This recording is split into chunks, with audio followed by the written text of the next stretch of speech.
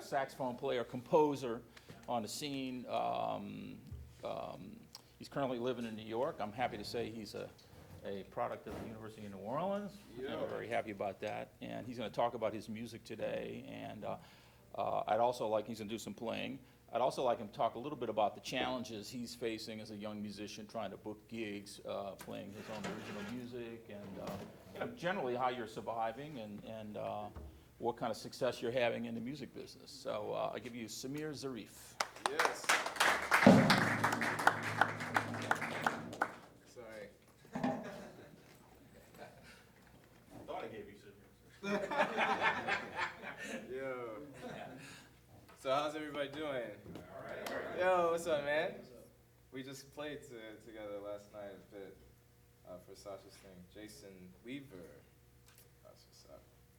So anyway, you know, I'm basically here as an open book, really. I mean, just as a show of hands, like, how many of you guys are musicians? Okay. How many of you guys are aspiring to make a career out of playing music?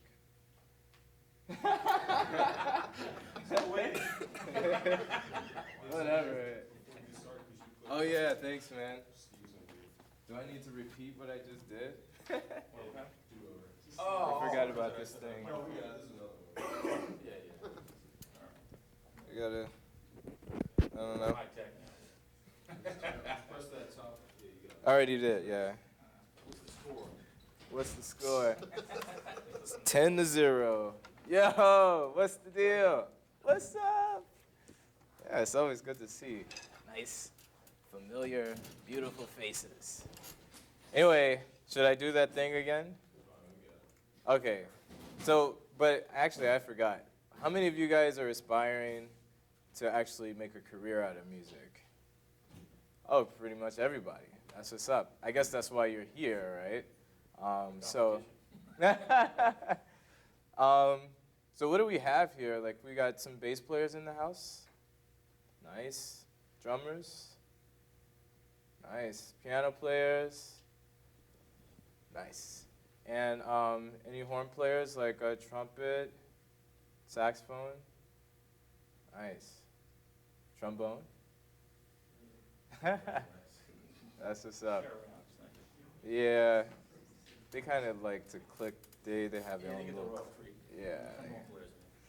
But you know, so I mean, I don't know how much you guys know about me, you know, which, you know, I would almost assume is, you know, not much, you know, considering, you know, I don't know, whatever. But you know, I'm actually originally from Houston, and then I moved here after high school. I went to Performing Arts High School. With, you guys probably know James Westfall and Jesse Lewis. I'm sorry. Yeah, I was just talking about Jesse McBride. He actually didn't go to the Performing Arts High School. I've known Jesse since I was 8 years old, actually. Like, we've been in middle school and elementary school together. But yeah, he's crazy. And also Rex Gregory. You guys know who that is? Plus, like, people like I went to high school with Walter Smith and Kendrick Scott and Robert Glasper. It was a crazy amount of talent at that high school when I was there, and still is. You know, a lot of amazing people still popping out. But then after that, you know, I moved here, and it was such an amazing experience. You know, to be here, to study with people like Steve and also Ed Peterson. You know, also like Terrence Blanchard was a part of the staff for 2 years, and I got to work a lot one-on-one with him. And you know, Harold Batiste, you know, I can't believe he's still kicking, man. He's so awesome, man. And then like, yeah, he just put out a record, right? Yeah. Amazing. He just put out a book. Yeah, exactly. Autobiography, right? That's what's up. Anyway, an amazing array of inspiring people. And then directly after I graduated from UNO, I went to Manhattan School of Music, where I did my master's degree. And I graduated from there in 2006. So basically from 2006 until, the person you see before you today, I've been like really just kind of out and like trying to make a career out of music aside from, school, which, of course, during the time I was in school, I was really doing my best to, get gigs, and like really learn from people, not only in classrooms, but also on the bandstand, which I think is like very important, as a student. You're not really gonna get everything you need from just being in school. So I hope that you guys are doing the same, I know Jason is, because we just did that together, just last night. But I hope everybody is really taking the opportunity to, really become a part of the scene here in New Orleans.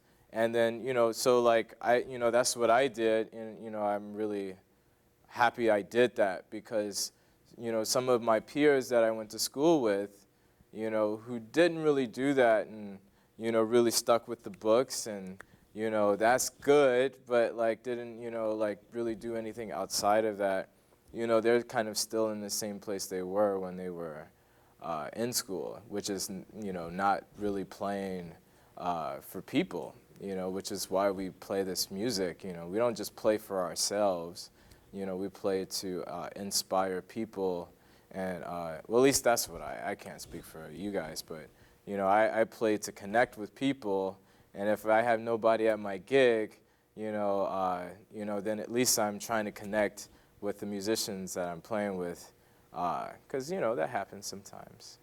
But anyway, yeah, I'd like to just kind of open it up.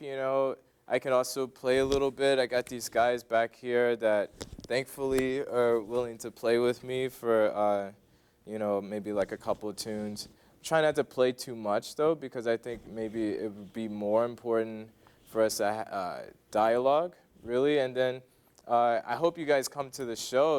Like tonight I'm playing at Snug Harbor with Steve actually, and also Jason Marcellus, and I don't know if you guys know Hogyu Huang, who's the bass player at the Monk Institute right now. We actually, like before he moved to the Monk Institute, we used to play pretty often. Like I would go down to Boston and do some gigs with him. So it'd be really fun to play with all of these guys again. Plus Sasha Mazakowski, Steve's daughter, is going to be sitting in on a couple of tunes that are really, I think, very important aspects of like, my music. So I had to have her on this gig. I didn't want to do it any other way. And after she agreed to do it, then I had to add another song that I kind of laid on these guys. But yeah, it's gonna be a fun show. So I hope you guys come there, and then we'll have a different type of dialogue where I'll play. But for the most part, I'd like to just talk with you guys. So also, just so you know, I'm actually here debuting a CD of mine that is really exciting for me because it's the first CD that I've done as a leader. Actually, the second CD I've done as a leader, but the first one I'm putting out. The first one I did actually was when I was living here. I think I was 21 or something like that, and it was with Jason, and James was on that session as well. I still have the master. Maybe I'll put it out in the 50th anniversary of that. Who knows, But I really felt like this one was the one that would really be the best way to introduce myself to people aside from my friends and family who have been listening to me since day one, and people that I've also connected with musically throughout my career. So anyway, you're welcome to get one of those as well. And because you guys are students, I'm going to sell it to you for very cheap, so don't worry about it. But yeah, man. And then also, I have a mailing list here. So if you want to stay, connected with me, through email, please sign the mailing list, and that way we can also converse in the cyber world. Anyway. Well, Well, I got a question. Yeah. I was looking on All About Jazz, and they were talking about you, and I guess it was sort of a mini review or whatever, talking about your music being non-imitative, and not necessarily conforming to what's you think of as the quintessential jazz idiom, or drawing from a lot of different places. I'm just wondering what inspires you, and do you feel any kind of pressure to conform to any kind of like ideology about what you think jazz is, or describe your music. I mean, how would you describe your music? Because I know you're doing a lot of stuff with vocals now. Yeah. Lots of different things, and you have a lot of different influences. That's a great question, and that's like probably one of my favorite questions, because I love talking about, that aspect of just like this whole thing, But, I've been, kind of like coining, like a descriptive way of saying what my music is as a jazz alternative, because, and it kind of came about like in a very, nonchalant way after a gig, in New York. These guys came up to me and just asked me, they were like, it's not, what is that, like you guys are doing, because it's not necessarily jazz, it's not, and I was like, it's an alternative to jazz. And I was like, yeah, it's jazz alternative. And I was like, wow, that actually is pretty cool, because, in a way, on one hand, it's like, it is an alternative to jazz in the sense that it doesn't necessarily, like, as a whole, I should say, because, if you, take apart, maybe one tune or, a couple tunes from the record, it's totally jazz, but, as a whole, it's not necessarily just, fitting into jazz, but it is under the umbrella of jazz, But, I take from a lot of things, one of the things that I definitely came to understand about what I wanted to contribute to the music was that, I come from a background that's, at least for myself, is, interesting enough to take, I don't know how to say, basically, I come from a classical background. I started playing violin at the age of 3, and then played that until 16. When I started playing saxophone when I was 10, I was playing classical saxophone. I didn't even, when, I was telling you I went to performing arts high school, actually the first year I didn't even get into the jazz program because I had only just started playing jazz during that time. I got into the classical program, and I was playing violin and saxophone, classical violin and saxophone. And it wasn't until the next year that I got into the jazz department. So I'm kind of coming from a different, angle in that sense, but then also in the sense of really being aware of the music around me and the music that I love to listen to and just jam out to, like Jay Dilla, yeah, that's what's up. Radiohead and Tom York and, the Beatles, all of that stuff is very relevant to my life. So, at one point I started, kind of all of the lines of separation started to fade away, and it just kind of became one thing. And when I was putting together this record, and really kind of deciding what I wanted to record, it was with the intention of not separating, okay, this is a jazz album, so I'm going to do these tunes, and then maybe later I'll do an electronic album, and then later I'll do an album with vocals. I was like, forget all of that, this is all me, so it's all relevant to my life, so why, separate it, and so that's kind of what, how this really kind of came about. I could play you some of the record if you guys are interested in hearing it. I don't know. Just speaking of that type of jazz alternative stuff, I'll play this one. Oh.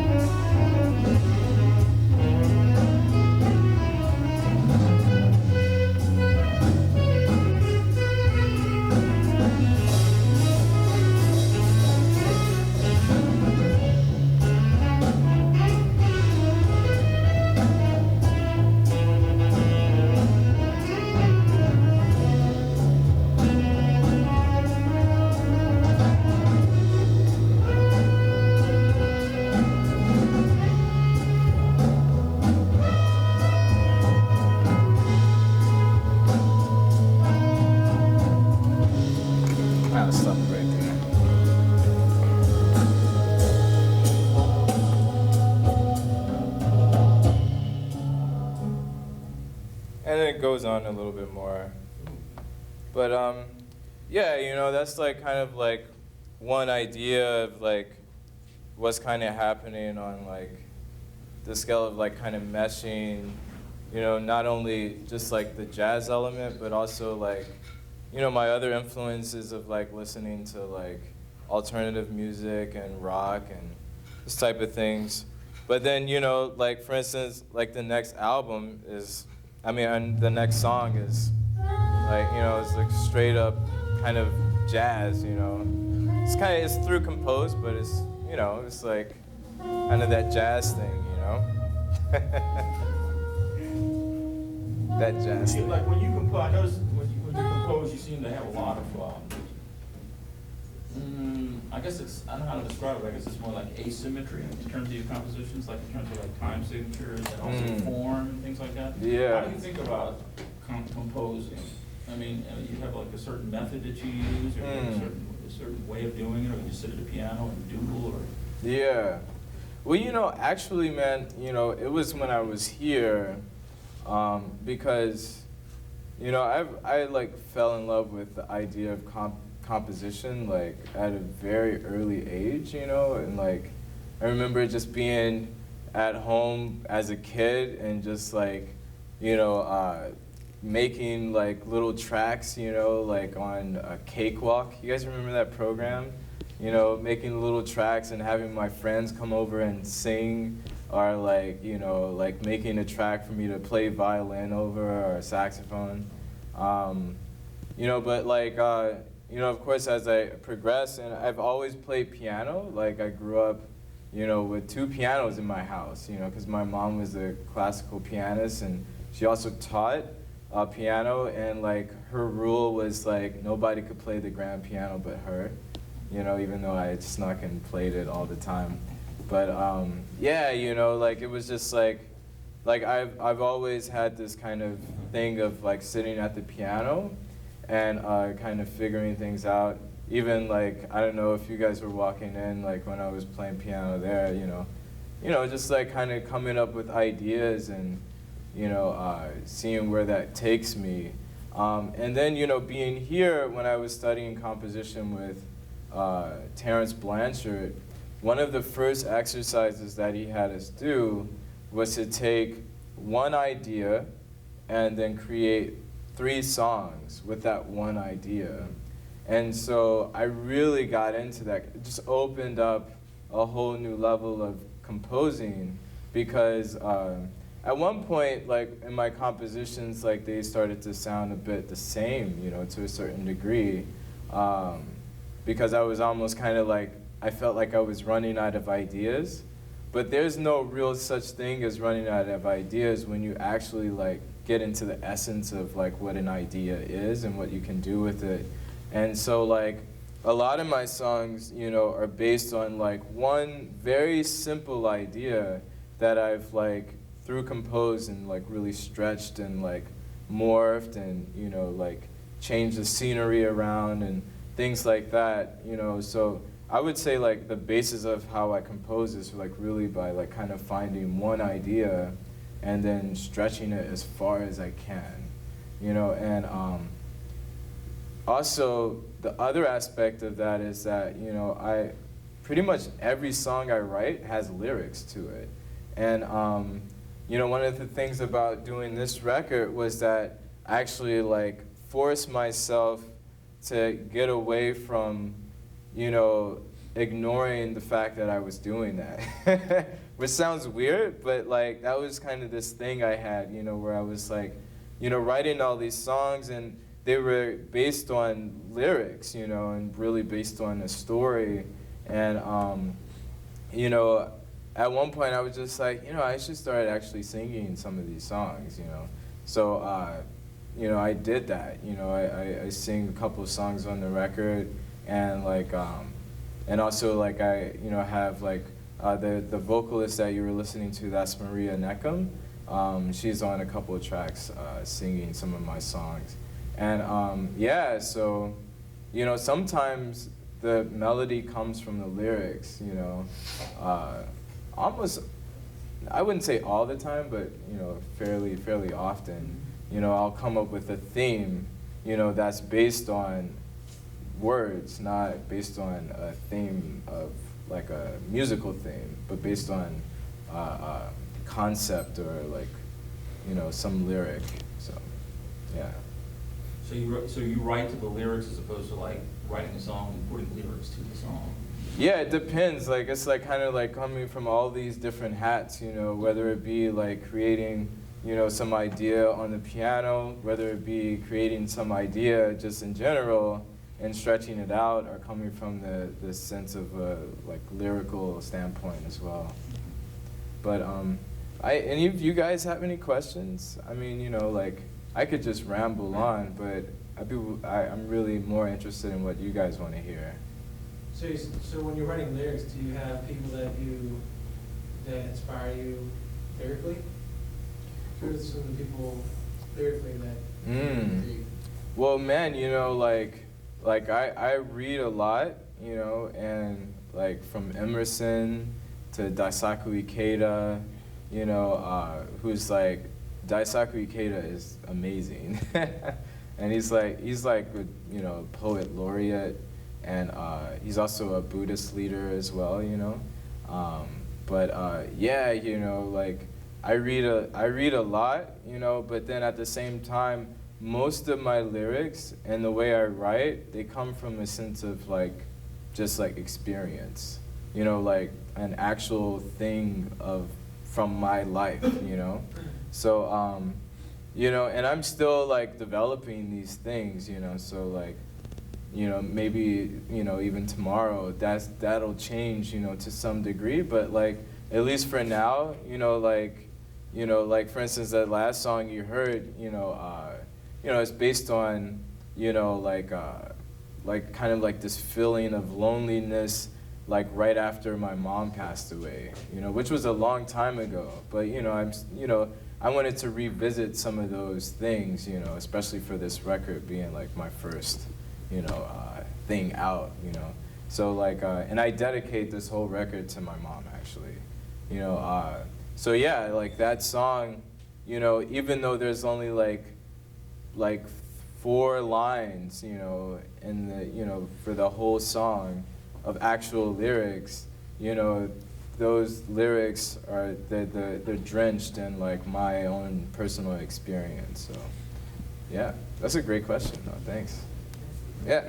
Like, I wanted to know, like, when you bring a composition in, like, because I know when I bring a composition in, like, usually, like, the first time, like, I just want to hear it how I heard it in my head, so I can get that, sensation of, like, oh, okay, well, that doesn't work, or something like that. Yeah. But how do you, when you bring your, your compositions into your band, how do you deal with, I guess, the first playing through of it, and also, like, the reception of ideas, because sometimes you can get ideas from, band members, like, well, man, I've never thought of that. How do you deal with all that stuff? Like, when you bring in your compositions, is it kind of like, man, this is what it is, and I'm going to play this, and that's what's up. Yeah, I mean, I'm just wondering, like, how do you deal with the whole thing? Yeah, that's beautiful. I think that's a great question. And, I would say, like, it depends, because, well, it doesn't really depend, actually, because I have a lot of trust in the people I play with, and that's why I play with them, So, for instance, depending on how I'll compose a composition, which, I like to use like Ableton Live and Logic. I use those programs, and a lot of times I'll like make a demo of the song, and that's how I'll actually compose a song and finish, the song and like what the form will be. But then, like, as Wayne Shorter would say, then it's about all the decomposing, after the composition has been done, so like a lot of times I'll bring in a song and then we'll only play half of it, on the gig, but like, like for instance, like for these songs here, like I've played them, with my regular band a bunch, and like every time is different, because of the amount of freedom that I give, to the people that I play with. And I really don't want to be, like playing the same songs the same way every time. So I love it, and, you know, I know how the people I play with, how they play, and really a lot of the songs are also inspired, you know, like the parts that I write are inspired by how I know this person will play them, you know. So like a lot of times there's not that much communication, you know, aside from maybe a demo, just to kind of get a vibe of like what the tempo is and yeah, and the feel. But Steve's been having us do that actually recently. Oh, yeah? Like little live demos of original songs. It's interesting, man. that's what's up. You have the right drum fills where you want them and stuff like that. Yeah, yeah. You guys, are you using like I use Logic. Logic. Yeah. So yeah, I mean like, you know, that really brings up a great point, is that like, you know, now we're in an age where we have all of these tools that, you know, is so important to like utilize, you know, because, you know, it just like, it just brings you to such a, it just gets you to that next part that would take so much effort beforehand when you get together with guys. You know, now you can just easily send people MP3s of stuff and then have a gig on the night I come into town, and like everything is like super open and cool, you know?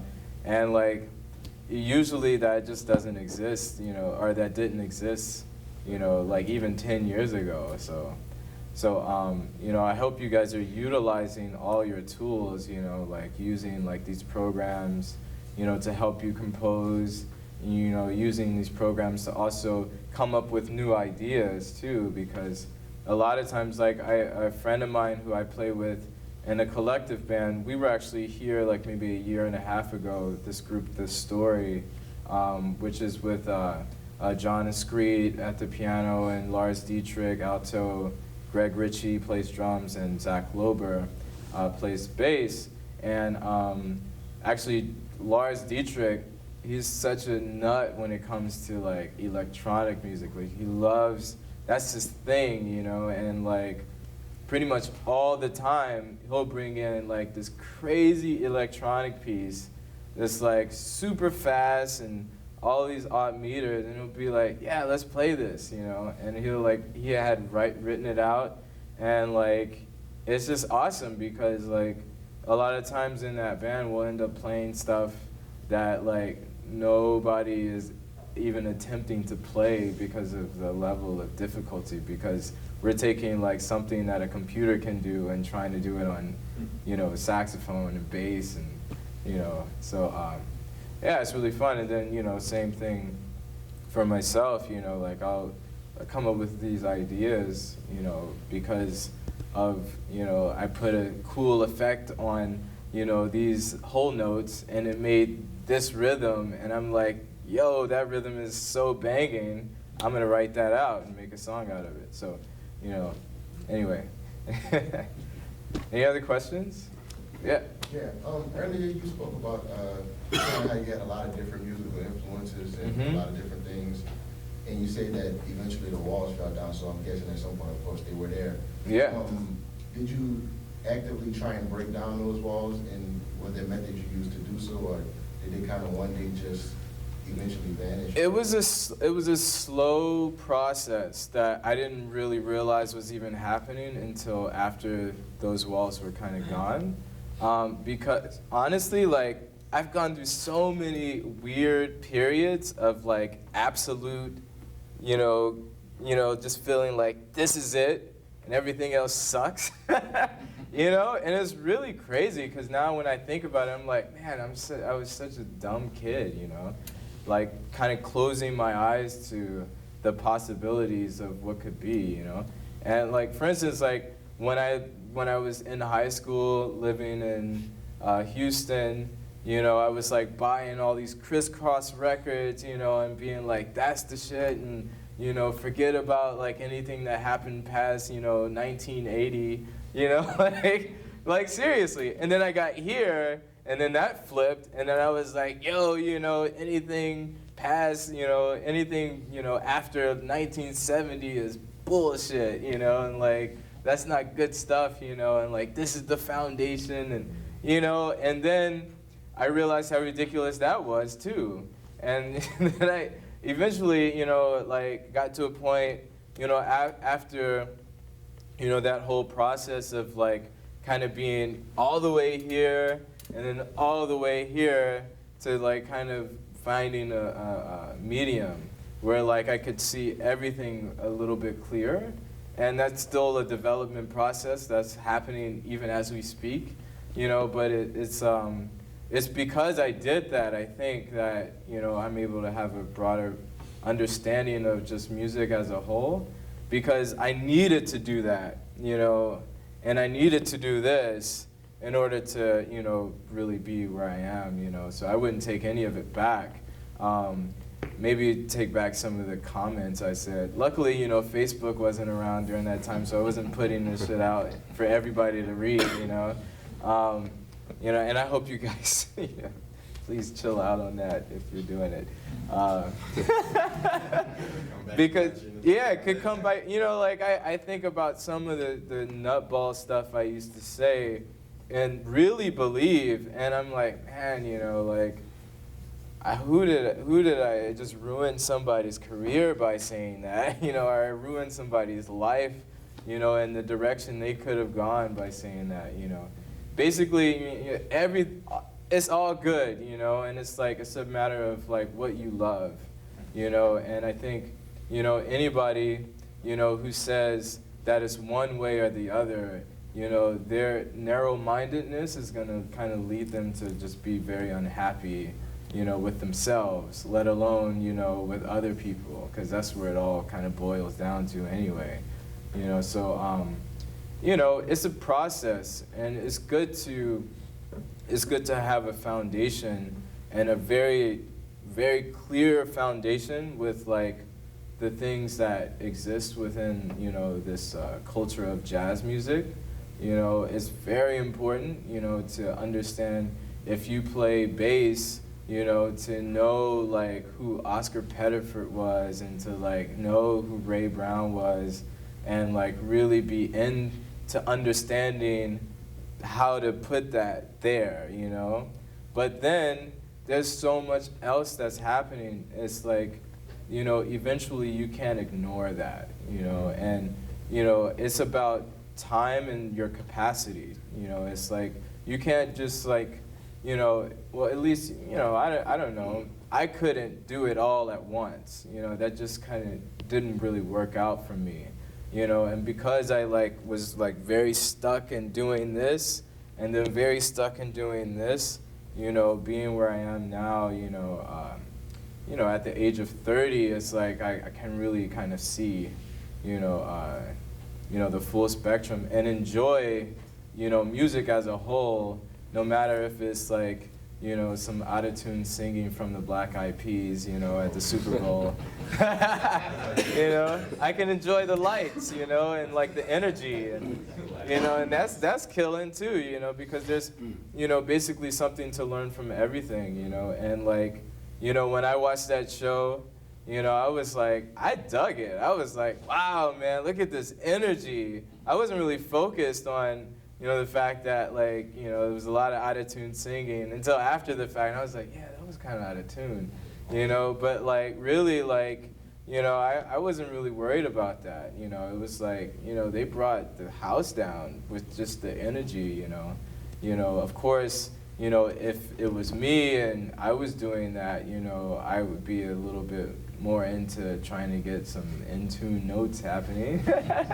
But, it's all good, and like, the beautiful thing is that like, I learned, like at least at that point of watching that, for instance, like the only thing I was thinking about was, man, I gotta bring some more energy to my shows, and like really get people to enjoy, not just kind of like be, intellectualizing everything I'm playing, but like really feel and enjoy everything I'm playing, as if I'm, for myself, when I go to a Tribe Called Quest concert, I'm not thinking like about like how in tune, or like whatever, I go to like a Busta Rhymes concert, I'm not thinking about that. I'm just like trying to like get down, you know, and have a great time, you know. So like, you know, I don't want people coming to my gigs, you know, like just like,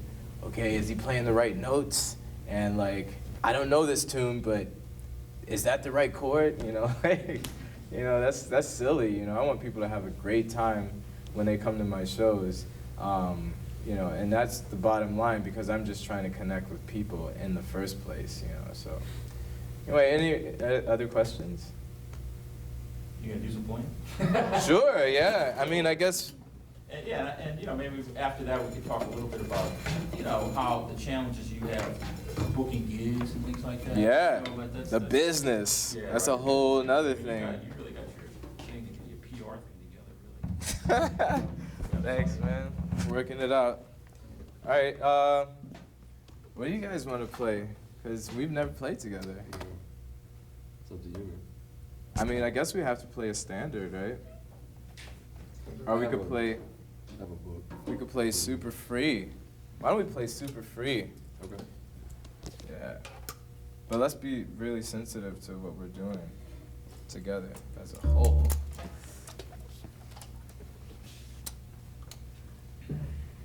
Can I get your A?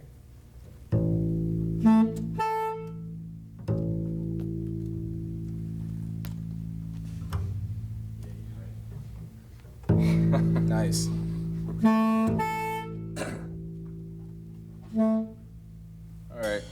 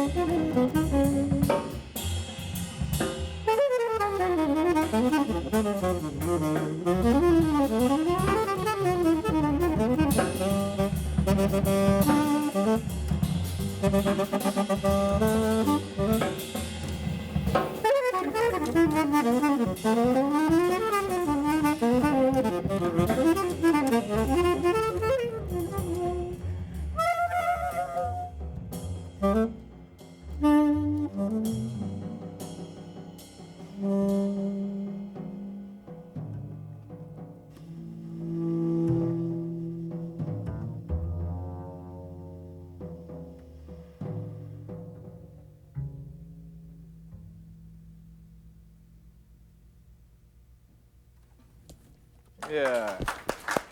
Yeah. Yeah, man. Yeah, man. Yeah, man. That was fun. All right. Cool. Free jazz with themes. Oh, man. Free jazz with themes.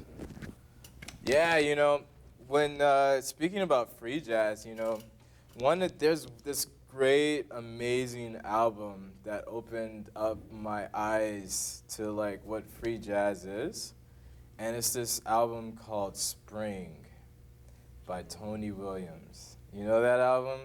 It's got like there's this one track, and I think it's the first track, and it's Sam Rivers and Wayne Shorter with Tony Williams, and I forget the bass player's name.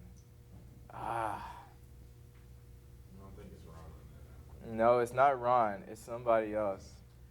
Anyway, that album is so killing, and like the amount of music that is actually played in those I think it's like 6 songs or something, right? It's just like so amazing, man. And like, you know, like everything is like so structured, but like it's free, you know, and like my idea of what free was when I started trying to play free was that you just go crazy and do whatever you want, you know, but like there's such an art to playing free, you know, that I'm still trying to get, you know, but like just that whole idea of like being focused on themes is like kind of where I'm at and what I'm trying to deal with, you know. But anyway, you guys want to talk about the business a little bit, right? No? I like to hear that, because I mean, I think that, you know, there's a lot of guys here that are sort of like aspiring to do what you're doing. You seem to be, I know you teach also, right? But I'm just wondering how you. Very little. Okay. Yeah. But I mean, you know, do you survive just playing gigs? Or now, what are your sources of income? And then how difficult is it in this day and age to like book a tour, for instance? Yeah. A band or whatever. You know? Well, you know, at this point, I mean, as far as my career is concerned, it's very difficult, you know, and, you know, until. I don't think you're the only one. I think it's Well, across yeah. the board, it's just really difficult. Yeah, that's what I was gonna say, you know, it's like, I don't think it gets easier unless you actually, like, get to a level where you have a team of people working for you, you know, but then, even then, it's difficult because then you got to be on their ass about getting new gigs, you know. But, like, you know, it's kind of one of those things where, like, you know, you're really marketing yourself, you know, and it's your business, you know, the business of Jason, you know. And yeah, it's like once you market, sorry, I'm focusing on him because I just play with him. And I know he's a badass. Yeah. Anyway. No, but yeah, you know, it's a business, and like, you know, but it's a business that's separate from the music, and I think, you know, it's important to make sure that your music is your music, and it's like you're playing music that is what you love, you know. But of course, you know, at the same time, as a sideman, it's a job, and you know, being a great sideman is a whole nother art. But I'm just talking specifically about, you know, creating your personal career as a leader. So, you know, I just want to say that because I'm not talking about the sideman stuff. That's a whole different thing. Yeah. Do you ever feel like you situations where you compromise your music because of the business? No. Like play a certain way because you might bring more people into the club, or maybe it would, or maybe it might guarantee that you get another gig there or whatever. No. So you keep your music on a completely honest Yes. level. It's like what you want to do, and that's you never cross that line. No, and I think, you know, maybe that would be more difficult for me to do if I was closed-minded to like a certain specific type of music. But I honestly like playing everything. You know, like we were hanging at Mimi's last night, and there was this girl saxophone player. She's playing the soprano. Yeah, you know, she was doing her thing, and it was trad, and I was like, yeah, that's hip, man. I want to be in that too, you know.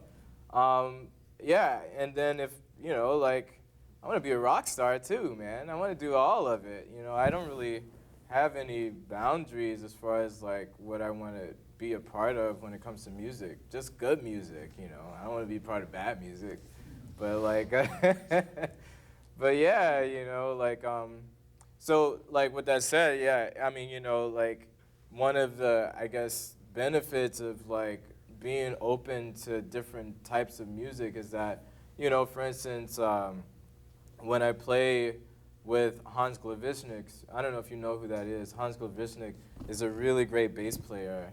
He's the bass player that plays with Miguel Zenon all the time. He's Miguel Zenon's bass player, but he has a trio. He sometimes, but like most of the time, I think it's someone else though.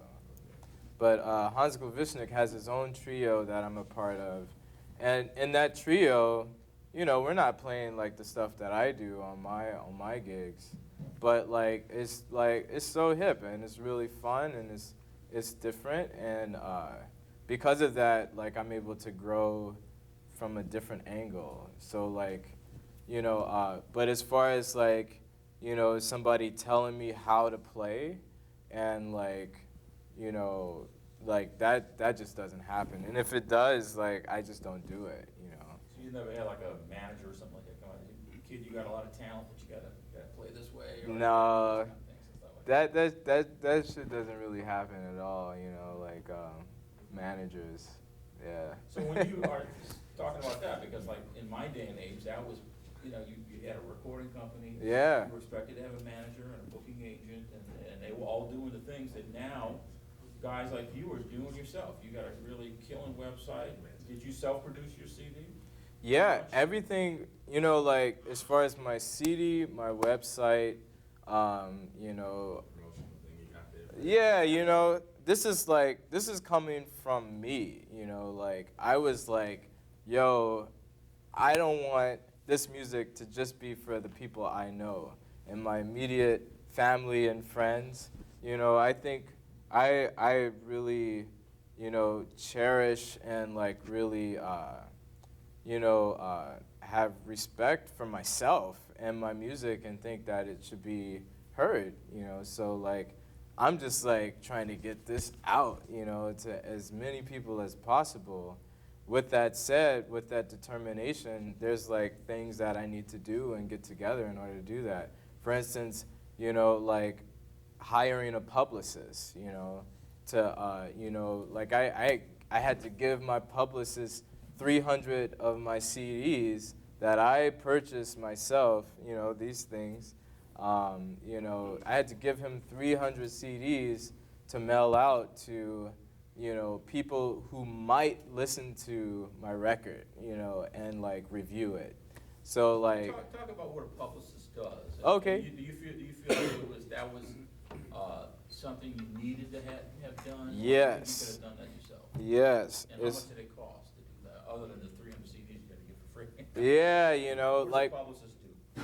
yeah, well, first thing, you know, like, you know, a publicist basically, you know, his responsibility is to really, you know, get your music out to as many avenues as possible. And what I mean by avenues is like, for instance, like, you know, make sure that somebody from like Jazz Times, Downbeat, you know, New York Times, you know, and all of the other thousands and thousands of different, you know, publication process online and Radio like stations? radio stations, you know, to get that out and to also help me focus on different ways of how to, you know, publicize myself.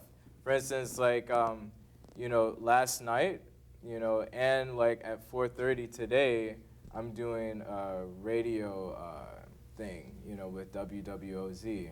That, you know, like, that wasn't my idea, you know. I'd like to take credit for it, but it wasn't my idea, it was his, you know. He was like, yo, you need to do this because that's gonna help you, you know, in this way, you know. And like WWOZ, if it goes well, they'll probably continue playing your music. And like for every person that hears your music, you know, if you think that it's good and, you know, and then somebody else thinks it's good, they might actually buy your record. So, you know, just stuff like that. He's helping me think on a whole different way, you know, and then, yeah, you know. So he's involved in giving you advice as to like what, or actually setting up interviews for you when you play in town? Yeah, exactly, you know. Well, what does that cost for his services?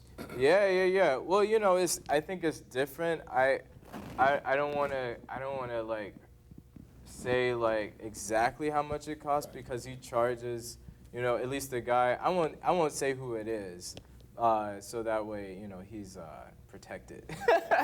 But you know, like it's like, you know, I have to pay.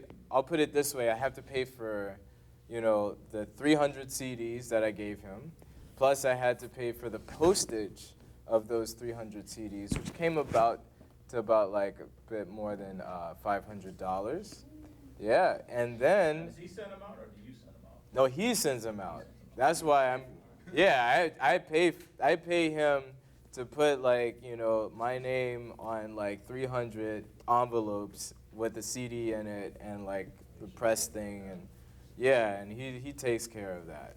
But yeah, but then I pay a monthly fee on top of that for 3 months. You So know, it's like a 3-month contract you have. it's a 3-month contract, but it's really loose, you know, like he actually like will be working for me for the whole rest of the year, you know, on this project. But yeah, I won't get into the monthly fee because, you know, it's different for everybody, you know, so. But you feel it pays off? Oh yeah, because the most important thing that you can do, you know, that we can do as musicians is to make sure people know who you are. And, you know, in order for that to happen, it's not just going to happen on Facebook. You know, even though Facebook is awesome, you know, and it's not going to happen like just tweeting your gigs, you know. Like, it's going to happen with, like, having someone on the inside talking to other people on the inside about you. And so, like, that's a very important aspect. You could do the same gigs here in New Orleans for the rest of your life, and nobody even knows who you are. And, you know, like, I mean, man, you know, there are many great, amazing musicians here, but nobody knows them, you know, and, you know, the amount of people that they're impacting, you know, is very minuscule, you know, maybe a couple tourists, you know, like, that come through New Orleans. But, like, really, I think the most important thing, if that's where you want to go, because it's also that aspect too, because, you know, maybe some of you guys, that's all you want. You want to just have a good time, you know, play at, you know, your local bar and like just killing, you know, and, you know, maybe you have another job, you have a side job. But I'm trying to make a career out of this. And the only way I'm gonna make a career out of this is if like, not just like 10 of my friends and my family know about my record. Like I need like everybody to know about my record. And it's nothing, there's nothing bad about that. It's like, for me it was like it took a lot of like, like inner transformation, I should say, to get to a point where I could confidently start talking about my music to other people. Because, as musicians, we're very, we can be very introverted with our music because it's so personal to us. But, I had to understand that, like, I'm not doing this just for me, and, like, with the ideals that I have just for my life, and, the way I can, reach out to somebody else that might be even going through either some of the same struggles or like whatever, like, I don't know, maybe somebody in this room, like had a family member or their mom even, pass away. I had both my parents pass away before I was 18. So like, that's something that I share in my music, that's supposed to be inspiring and really help people move forward in their lives. If I don't share this music with as many people as possible, for the people that I might be able to inspire, they're gonna miss out, and I think we all have something, no matter who you are, no matter what you play, everybody has a role in this music industry, to help inspire other people. And we help inspire each other as well, So like, it's important that you think about your music and your career very seriously, if that's what you want, because there's so many mediums, there's like that aspect, but then there's the aspect of the cat that just wants to play at his local bar, and that's cool too. Yeah. Yeah. So I'm wondering a few things about sort of your approach to getting your music out there and like making that your career. Mm-hmm. You live in New York City now, right? Yeah. So first is like, how important was it to go get your master's in New York City? Universe, basically, And I got into Manhattan School of Music. I didn't really know. I honestly, like, I was planning, because I had a girlfriend here, I was planning on, like, just going to school there and coming straight back. Didn't work out that way. And the girlfriend is not the person I'm married to that I was talking about. But, yeah, it didn't work out that way. When I went to New York, I fell in love with the city. I fell in love with the people that were around me, literally. But yeah, and like there's just the ability to be in a community of musicians, like literally like 100 times bigger than the community here, where you have people from all over the world, coming from all different angles. It's just a lot easier, I would say, to find those guys that really kind of share some of the same ideals and the same vision towards music. It's just easier. Not to say that it's not possible to do that here, because when I was here, I had my own scene of cats. Like I was playing with James and Rex, and we were doing gigs, and we helped, like also James Al Sanders, like we had this whole like modern jazz scene happening in New Orleans, together with like, of course, like other, a lot of other musicians as well. Devin Phillips, you remember that cat, right? It was like this whole scene, and it's, actually, on a side note, it's a little sad to me to see that scene is a little bit died out. There's a lot of trad music going on in New Orleans, which is beautiful, and I love that music, but like to see that there's like literally no scene almost for modern music in New Orleans is sad, because New Orleans modern music has a really rich history. And if you guys don't know about it, please learn about cats like James Black, you know, like that cat was like so awesome, you know. Oh, Yeah, man, like, you know, Monk. We're doing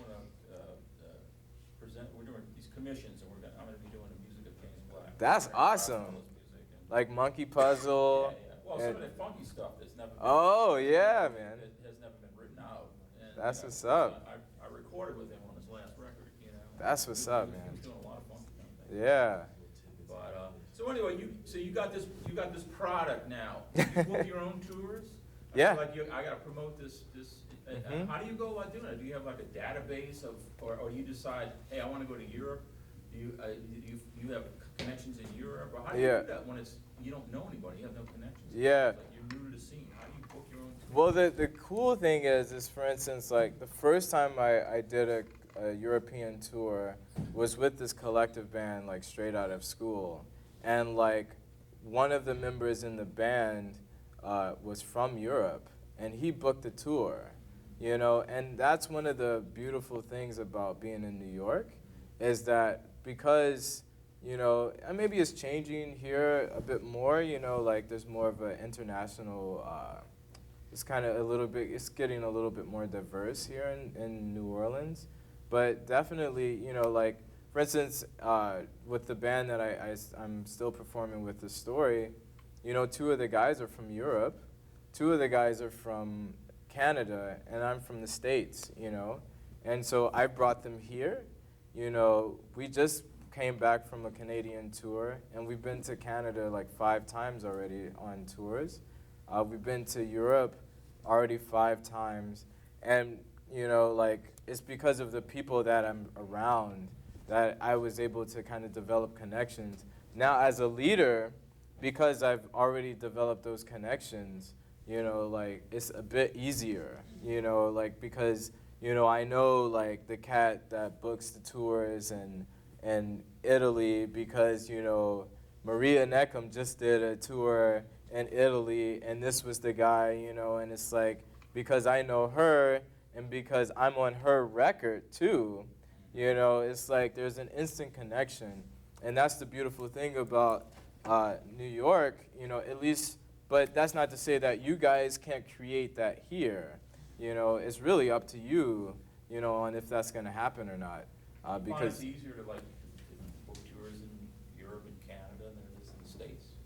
yes, you honestly, like, you know, I hate to say it, but you get treated a lot better when you go outside of this country as a musician, because people are, I don't know, they treat, you know, like the $5 Canadian bill has this quote on it that says something like, you know, without the arts, how would we know each other? That's on a bill, like $1, you know?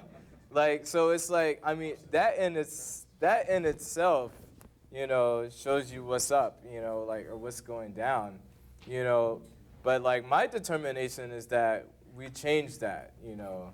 Like through my actions, you know, we change this idea that the arts is secondary to math and science, you know. When you book a tour like that, is it easy to get guarantees for the gigs that you're playing, or is it It's not- on the weekends and the other ones? Nothing's easy, Yeah. but it's just a matter of like your standards and being willing to basically say you're not going to do it until it's right, you know. And like, you know, the idea that you have to go, you know, to some foreign country and play for no money is really like only your own personal choice. You know, like for instance, like right now, just to kind of put it in reality, right now I'm trying to book a tour for Spain.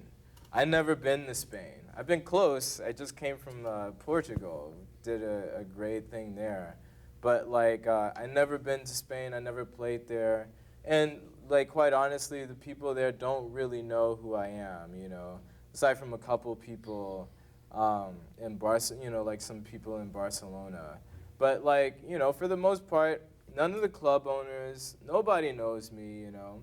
And like, honestly, like, the first couple of like, you know, bites that I got, you know, from a couple of the clubs, they were like, okay, we can give you a date, but it's gonna pay this amount. And I was like, all right, thank you, but like maybe, later then, and like I just, like I'm not gonna do the tour, because it's just not the right time. But that's why I'll have this stuff set up, as well. Having, a record that you love, that other people are also enjoying, and, having a publicist that's getting your music out to those avenues where you've never been. It's almost like with the publicist, you have like this guy like basically feeding, every, part of the world, your music and your product, if you can say. So like, eventually I'll be able to go to Spain and everything will be hooked up, and I'll, be able to come back with the right amount of money, and I'll be able to also pay musicians the right amount of money that come with me, and, but like right now it's just not there, and you have to be very patient, with that process. It takes a lot of hard work.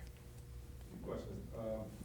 Did you choose a well-established publicist, or did you just stumble upon somebody that you have an agreement with? That's the first question. Second question, I really like the format of your website. What kind of format is that? I don't know. Like there's this great guy in New York that I went to school with at Manhattan, who was like this awesome like classical trumpet player, but he builds websites. And so I, like hired him to build my website. And so like, he actually like, we went out, we did a like photo shoot and everything. And like, it was like really hooked up. It cost me, like about like $1,500 to do.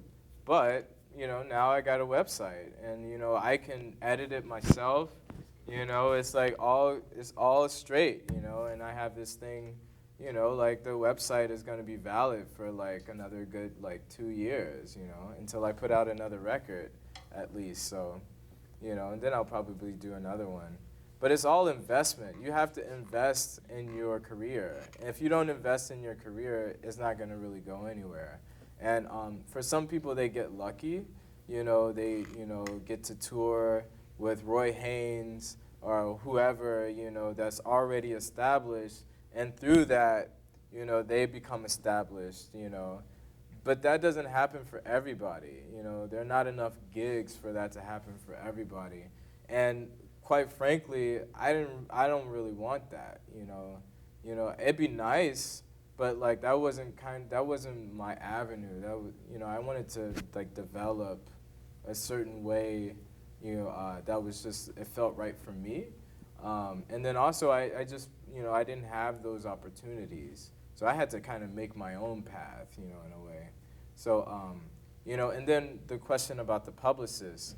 So with the publicist, I'm sorry, what was your question about the publicist? Because one train of Oh, thought is you can find somebody that is just developing themselves as a publicist or a manager, and they can develop with you as an artist. Or did you go? That's a waste of money, I'm sorry. Like honestly, like, I mean, unless they're gonna do it for free and develop with you, that's a whole different thing. But honestly, like, like the publicist that I have, was not only recommended to me, but like pretty much like, like I'm on a label, Mythology Records, and that label is like, it's just a face, because, I didn't get any money from the label, and I didn't give any money to the label. They don't have any rights to my music, but because I'm on that label, I have certain connections, and then also like because I'm on that label, it kind of puts me in this affiliation, like it's Dave Benny's. I don't know if you guys know Dave Benny. He's amazing alto saxophonist. It's his label, and also John Escrita's on the label. A bunch of different musicians who are like well established and very beautiful players, who I love their music. So that's why I decided to do this, because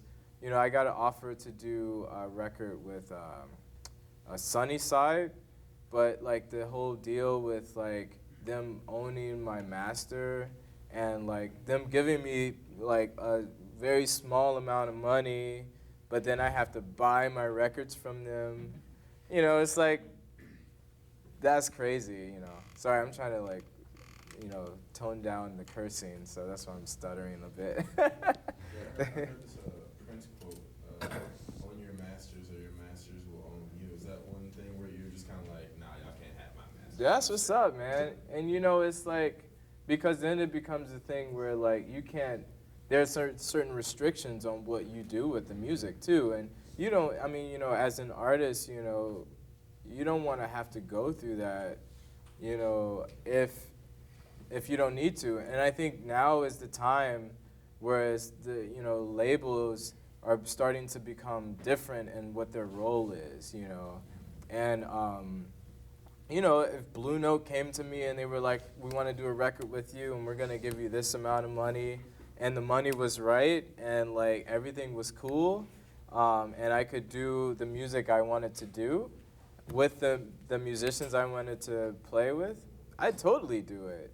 But like, you know, those type of offers are like very minuscule, and like, you know, maybe one day I'll get that offer, but like for now, you know, I haven't gotten it, you know, and like the offers that I've gotten have been like very shady, to say the least, you know. Because, you know, like people know if they like what you do and they see that other people like what you do, that they can make money off of you. And you don't ever want to be in a situation where people are making more money off of you than you're making off of yourself, you know, because that's just not, that's not cool. That's not cool. How do you support yourself in between tours and gigs and stuff like that? Yeah. What is your cash cow kind of gigs? I mean, you pay your rent kind of gigs. Yeah, I teach privately, which is awesome because, and I also like, I usually do, like not for this thing, but like pretty much all the tours I do, I do private lessons on my tours as well. Like people like will like email me and be like, hey man, I saw that you're coming in town, you know, are you free to take a lesson? And we'll do it, you know, and it's like awesome. Also, it seems like the educational institutions are kind of taking a larger role in supporting artists such as yourself. I mean, do you do clinics and stuff like that? Yeah, As part well, of your tours and stuff yeah, like that? yeah, like every tour, you know, it's like almost like, you know, for instance, if I didn't do this, you know, I couldn't, you know, because I'm only doing the snug thing, because I wanted to limit what I did here. But if I wasn't doing this with you guys, I couldn't afford to come here, because this is actually paying for my plane ticket and my hotel, you know, like, and then like everything else is coming from, you know, CD sales and like my gig tonight. So like, you know, and I'm doing it because, not because of the money, but because I want to get my record out to people. So it was kind of a personal decision, you know, to come here and to also come by myself, because if I brought anybody, yeah, way much more expensive. So like the beautiful thing about being here in New Orleans is that I know enough musicians, you know, that I can play with and like know that there's, you know, it's gonna be stellar, you know, or astral. Man, I think, you know, unless anybody has some other further questions, or if you want to play another tune, I don't know, we should probably wrap things up. What do you guys think? What do you want? Playing. Okay. You want to play a standard this time? Just kind of mix it up. All right. Let's play something like we used to play When it had a scene here. Wow. Man, you know, There's a lot of stuff going on here that you probably don't. Yeah, I was gonna say, it's Yeah. actually, as of, like, it seems like as of recently, it's been, people have been trying to make more of a modern jazz scene. Like, there's this Killing. series they're doing called it's like the Day God House with the sand. yeah, it's, Rex is doing that today. Yeah, he it's told like me about they're that. doing that series and stuff, like, you know, they have this series called Open Ears. Oh, which wow. is at like upstairs Blue Nile, which is completely like, it has to be like stuff that pushes the edge. Like, you can't come in there playing straight ahead. Like, Wow. you gotta be playing free or some experimental stuff. Like, That's so awesome. I mean, so it's trying to come back. You know. That's it's not- beautiful. Slowly but surely. Yeah, well then that's beautiful, and my hat's off to you guys. That's awesome. How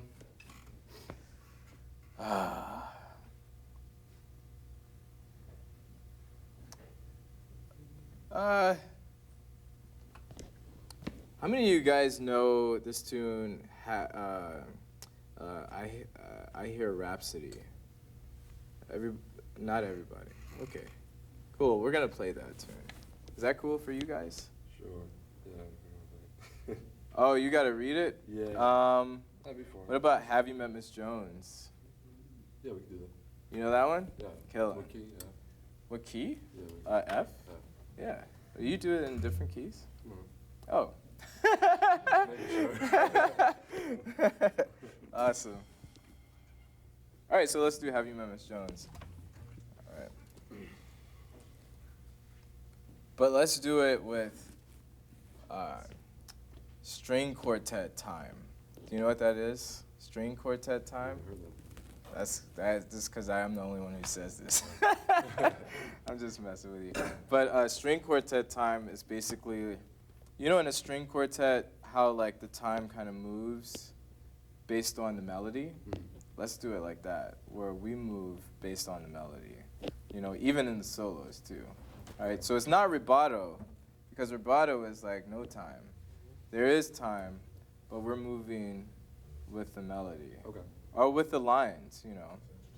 Yeah, string quartet time. Yeah, I coined that as my thing. You hear it first. I'm joking. But yeah, all right, you ready? Yep.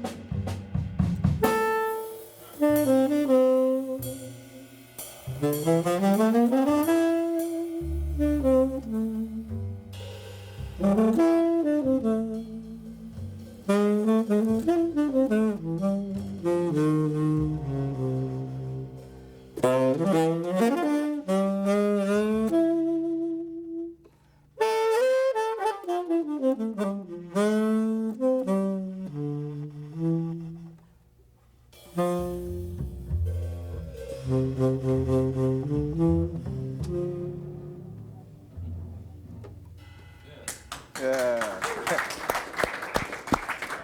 All right. Samir, please support your fellow artist and buy one of his CDs, and hopefully we'll see you at the gig tonight. Yeah, thank you guys so much.